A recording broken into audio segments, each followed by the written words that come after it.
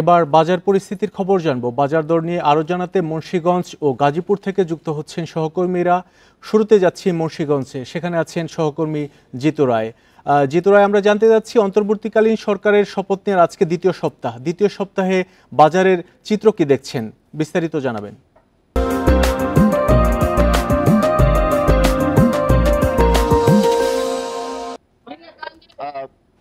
অন্তর্বর্তী সরকারের দ্বিতীয় সপ্তাহে মুন্সিগঞ্জের সদর উপজেলায় আছি। প্রধান যে কাঁচা বাজারটিতে সেটিতে আমরা বাজার ঘুরে যেটি লক্ষ্য করতে পেরেছি, সব পণ্যেরই, নিত্য পণ্যের সবগুলো পণ্যেরই মোটামুটি দাম কমেছে।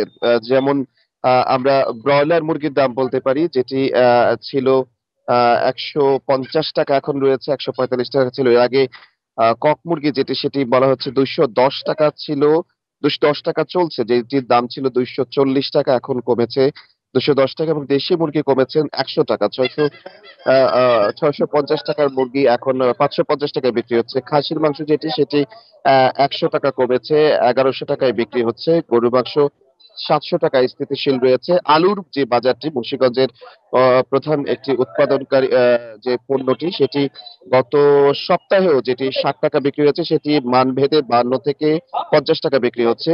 শুধুমাত্র মরিচের ঝাঁজ এই জায়গাটিতে আমরা লক্ষ্য করতে পেরেছি 300 টাকা কেজি দরে বিক্রি করা হচ্ছে, যেটি 180 টাকা ছিল।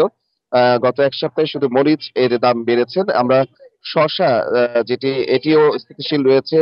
পেঁয়াজের দাম যেটি ভারত থেকে আমদানি করা হয়, সেই পেঁয়াজটি 10 টাকা কমে 90 টাকায় বিক্রি হচ্ছে। দেশি পেঁয়াজ 5 টাকা কমে 105 টাকা বিক্রি হচ্ছে। আদার দাম স্থিতিশীল রয়েছে। এছাড়াও সবজির যেগুলো রয়েছে সেগুলো আমরা লক্ষ্য করেছি, প্রতিটি সবজিতেই 5 থেকে 10 টাকা এবং 20 টাকা পর্যন্ত দাম কমেছে। মুন্সিগঞ্জের সদর উপজেলার এই প্রধান বাজারটিতে দামের প্রভাব পড়তে শুরু করেছেন। মুন্সিগঞ্জের সদর উপজেলার প্রধান কাঁচা জিতু বাজার। রায়, আপনি আমাদের সাথে থাকুন। আমরা এবার গাজীপুরে যাব, সেখানে আছেন সহকর্মী আবুল হাসান। গাজীপুরের বাজারের পরিস্থিতি জানাবেন। গত সপ্তাহের তুলনায় এ সপ্তাহে কোন কোন পণ্যের দাম কমছে বা বেড়েছে, বিস্তারিত জানাবেন।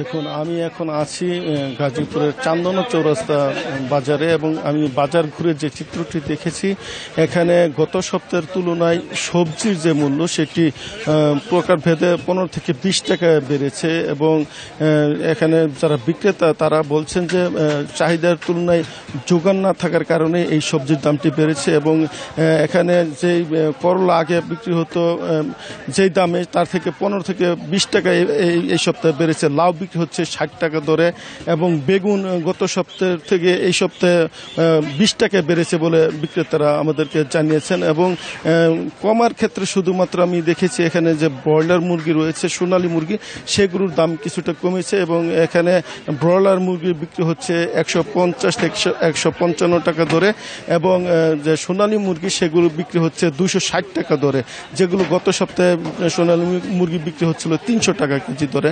এবং এখানে যারা বিক্রেতা পোল্ট্রি ব্যবসায়ী তারা বলছেন যে খাবারের দাম আর একটু কমানো গেলে এই মুরগির দাম আরও সাধারণ মানুষের নাগালে চলে আসবে।